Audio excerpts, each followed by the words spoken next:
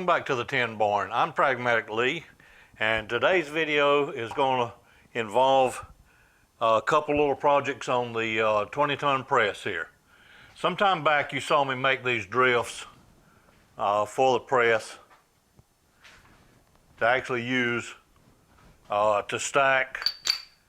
They've got magnets in them to hold one another together. I'll try to put a card up here. Nope, up here, linking to that video. As best I can recall, everything I've done on this press since using these drifts or building these drifts, I've used them. You always need something in between the bottom of the press to pin in that and whatever you're pressing. And these drifts have just worked so well in there. Like I say, I've used them on every project. But the problem with them is, any of you got these presses know, there's really nowhere to store anything. I've got this pan sitting on top right now, but that's not really a viable solution. So one of the projects we're going to do today is we're going to make a little shelf. This is just a mock-up in cardboard here. We're going to fold that, and using these bolts in here, actually mount that in with 4 holes in there for these 4 drifts. And the way I'm going to cut those holes, there'll be about 1.25 inch holes, each one of them. I'm going to try something entirely new on the lathe, something I've never done before. I'm going to try using the faceplate and the pallet that I made for the faceplate a couple videos back. But I'm going to try trepanning those holes out instead of trying to drill them. I never have much success drilling sheet metal. It just seems like it wants to tear on me, just be a rough cut. So we're going to try something a little bit different this time. If it works, fine. If not, we'll go back to some other method of cutting the hole. Another thing we're going to do in this video is make a knob for the petcock on the vise itself, or on the jack itself. These come, of course, with the slotted handle to tighten that. They also come with a handle way too long. Now, if I was going to put 20 tons on there, I'd probably need that much leverage. I'm going to leave this handle intact, but it just happens that that handle material is same thing as a piece of 1/2 inch black pipe. The ends have been cut off of this one for some reason, but I'll probably do that off camera. But I'm just going to make about a 10-inch handle on there, something a little longer, a little shorter. It will not lead to slots in it because, like I say, we're going to make a handle to go on this petcock here. So I'm going to get set up over on the lathe to start cutting our sheet metal out, and I'll meet you over there. Okay, I'm over here at the lathe now, and I have the faceplate with the pallet installed on the lathe. I've cut out a piece of some sheet metal here. I really don't know what gauge it is. It's got a layer of paint on it now, so it's kind of hard to tell the gauge, but in any case, it should be plenty stout, especially when we fold this over.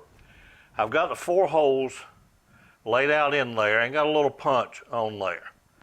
So what we're going to do is use the tailstock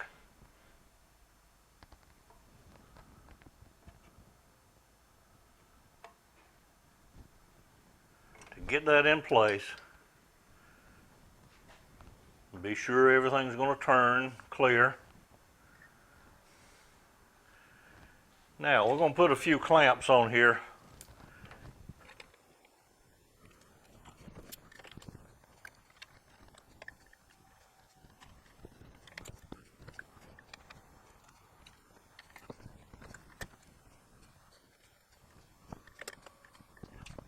All right, now that we've got that clamped into place, move the tailstock out of the way. And I've tried to be mindful to put the clamps equal number of clamps on each side of center. The tool I'm going to be using, I've just ground a piece of high-speed steel. It's probably going to be hard to see this. I'll try to put a card up here to the link. I believe it was Tom Lipton's got an excellent video on making a trepanning tool, grinding one. But I've got the tailstock. That wants to be a little aggravating. Let's see. There we go. What I have is the compound turned on the cross slide to set it 0 degrees. So the compound is parallel with the x-axis on the lathe. Now what I'm going to do is bring this in, that inside point of my tool. I'm going to bring my carriage all the way to the, let's see, I got a little bump right there on that clamp.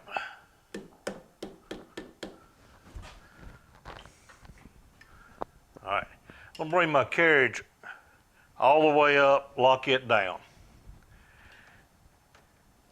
Now the compound, I'm going to bring the point of that trepanning tool right to the 0, or right to the punch mark that we centered on. I'm going to 0 that out, and then I'm going to move out here 1.2 inches, or half that for the radius. And while I'm out here, I'm going to actually reach down here and tighten the gear block on the cross slide. With the tailstock, point on the tailstock, I held this in place, clamped down, then I moved 1.2 or half, 0.6 inches from the center to get me a 1.2 on the diameter. So now everything's turning fine. Now I shouldn't have to reset the location of the trepanning tool or the compound after doing this first hole. Everything clears.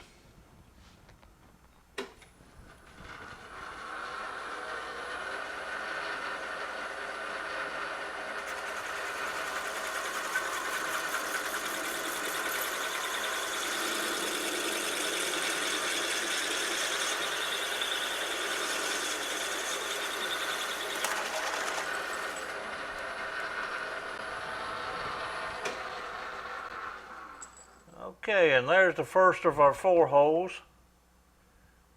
And I apologize if the camera was shaking a little bit then. This is out of balance just a little bit, but I think you get the idea. I'm going to bring the camera back now to more stable position. All right, there's our first hole.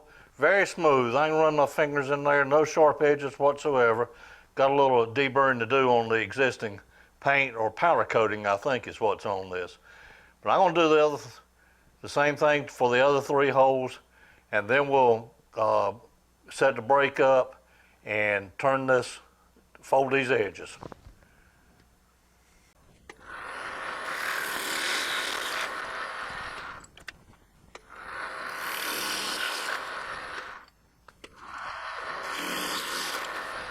I'm over at the drill press now, and before I break these sides, fold them over, I want to go ahead and drill for the holes on the press itself. I've got a center drill here just to get a starter hole, and then we'll use this cone bit, and I have my tape where I want the stop. We'll use that to get the final hole.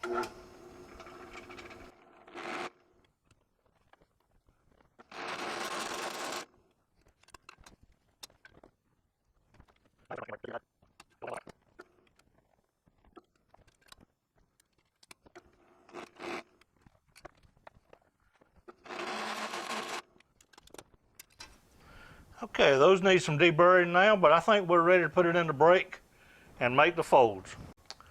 Okay, I hope you weren't expecting to see a a big old 6 or 8 foot break in my 10 barn shop out here because you've been disappointed. What my break is the smallest one that Harbor Freight's got, an 18-inch one. It says that it's good for up to 16 gauge steel, which is about 63 thousandths. I've measured this in a couple places where I knocked some of the powder coat off and so forth, and it looks like it's about 19 gauge, around 40 thousandths. So it should bend it without any issues, I'm hoping, anyhow. So we're gonna get this set up. I've got the brake clamped to the table down here. Have not used this enough to really know exactly where to put the line. So I'm going to put the line right on the crack and see what it does.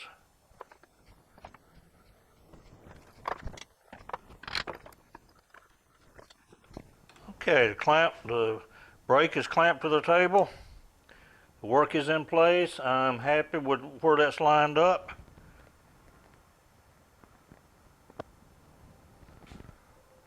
Oh, that folds very easily. I think that's about a 90 degree there. Not quite 90, but close enough. And it folded right on the line. So I'm going to do the same thing to this side.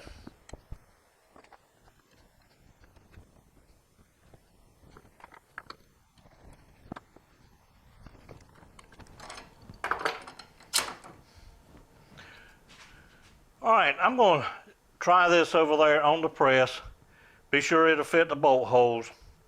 If it does, I'm going to clean this up, knock some of this flaking paint or powder coat, whatever's on there, and give it a good coat of paint and let it be drying while we're working on the petcock knob.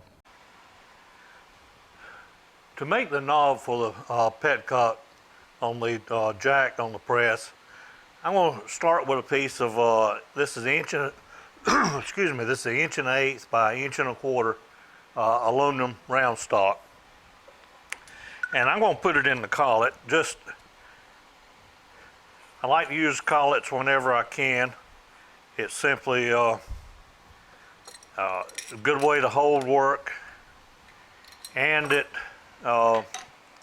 doesn't mar the work. Now, using a collet this way is no guarantee that the end of that collet is square. I was going to get me a square, but there's no guarantee that the end down here is square.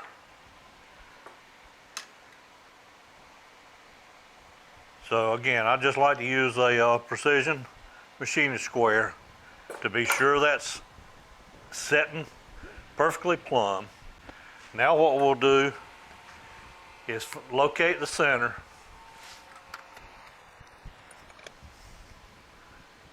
And I have a work stop back here as well. The reason I put that in there, I'm going to do what I think is necessary milling on this piece, but then I'm going to carry it over to, while it's still in the block, I'm going to carry it back over there to the press and be sure it slides over. That the body of that petcock in the jack is actually got a little bit of taper on it. So I'm trying to, picking a happy medium there to actually drill this hole.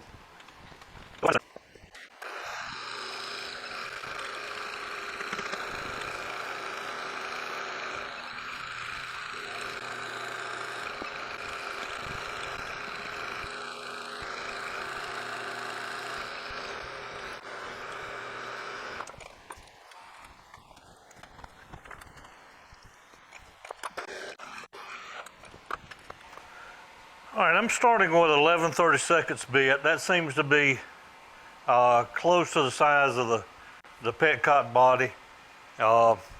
Again, like I say, it's tapered a little bit, so I may have to come back and make it a little larger.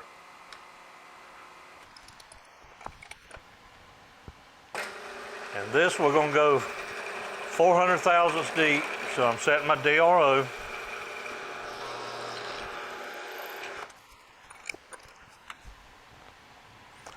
Now we want a slot in this to go, again, remember on the petcock, it has a pin through the side of it to,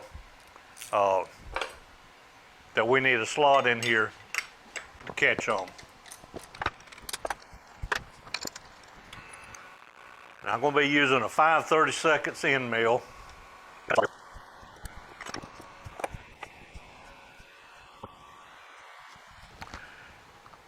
All right, I want to go, let's see, I want to go 450 thousandths on each side of 0. So I'll come to one side here.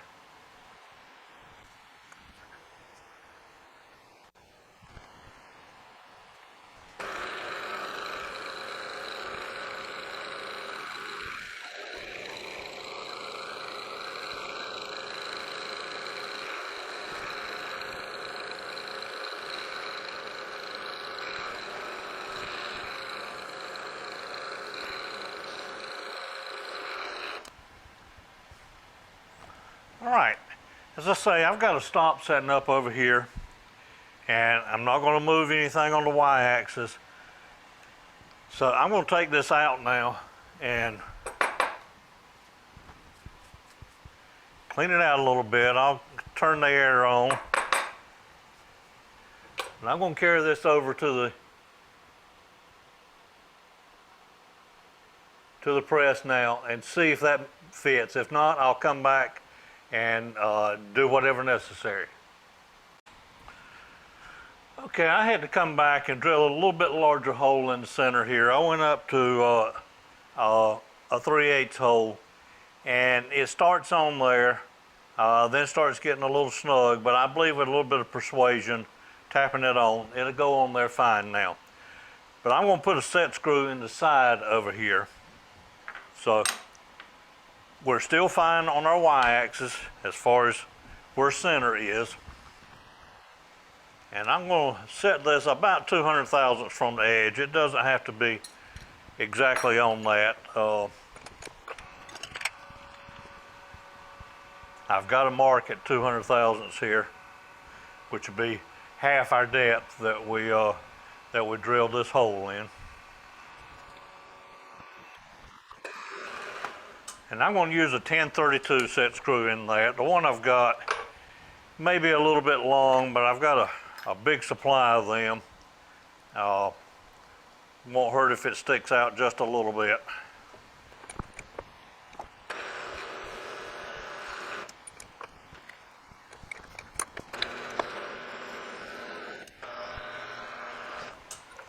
All right, I'm sure that went deep enough. If not, I can manually run the bottoming tap in there.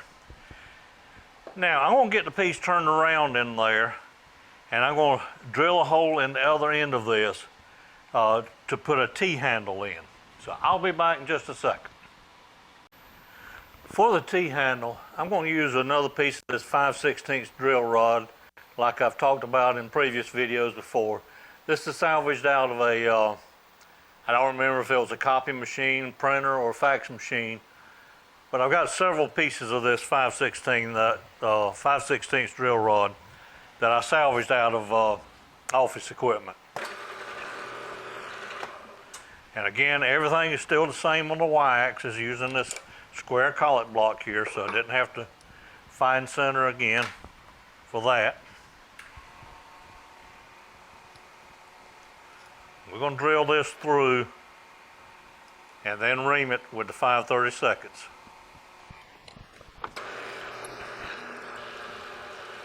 I said 5/32, it's a 5/16. I'm drilling it with a 13/64.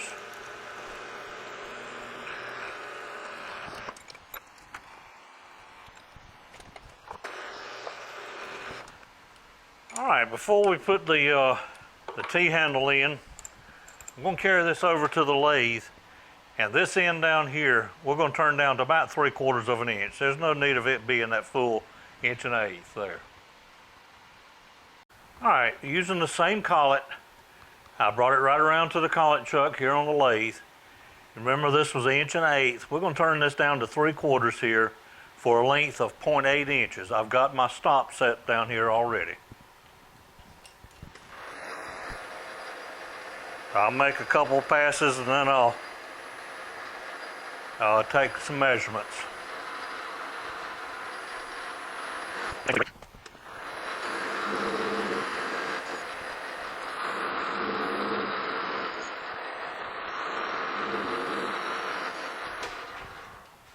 Okay, let's get a measurement and see where we are. It says we're at 905 thousandths, so I will set a dimension. 0.750 minus 0.905, 155 thousandths to go.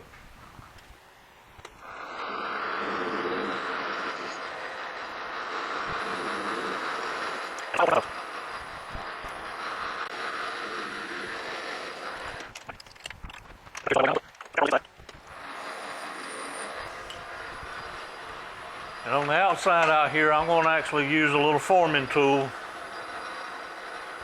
just to put a little radius out there.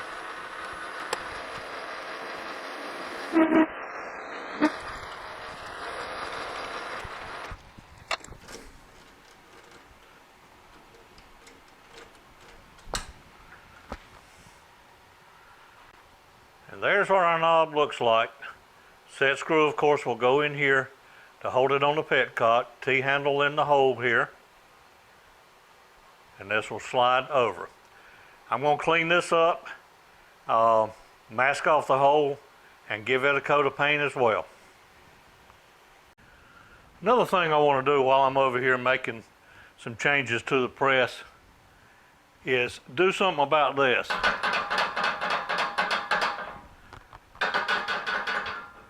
I've got some toolbox liner, and I think I'm going to put a couple pieces on each side over here, and maybe even the middle in there, to cut out some of this hideous bracket.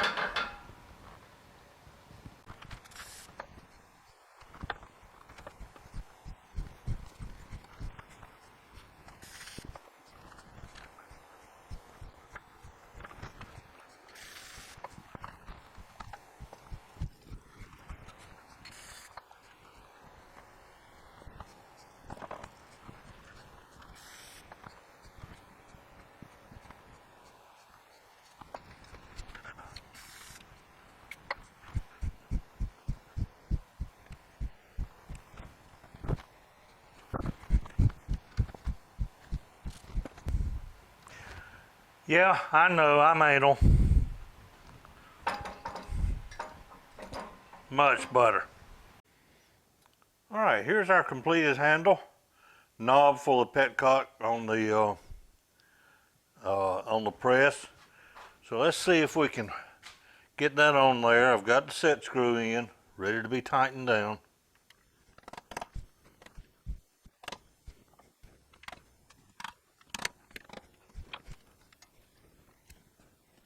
Okay, believe that's on there. Now I'll get the camera position over here to show you the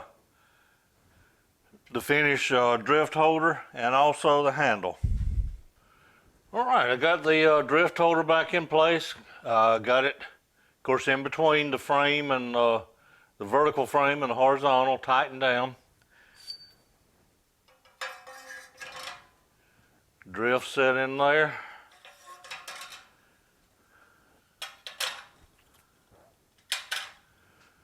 I think I'm going to like that very much right there. As I said, I kept the original handle, long handle, intact like it is, didn't cut it. But I did borrow the cushion grip off the end of it and cut just a piece of 1/2 inch black pipe. Also made a little holder here out of some 1 inch square aluminum tube. Just somewhere to store the handle. This side, the drift's on the other side, and got the new knob on the jack. So I hope you've enjoyed this little video on the press over here on the 20-ton press. Take care, and we'll see you on the next one.